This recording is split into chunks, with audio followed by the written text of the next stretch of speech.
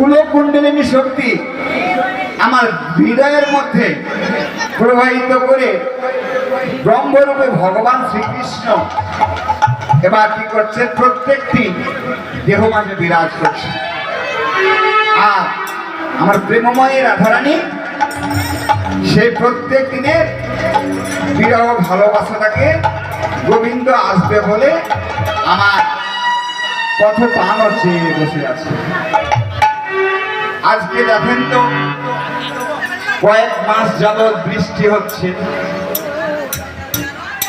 বৃষ্টির জন্য কত কত সময় গাছপালা, নদীনালা, কীটপতঙ্গ, পশু পাখি, জলস্তবর, জঙ্গল, ধান, আম, কতগুলো গাছপালা হাহাকার করে।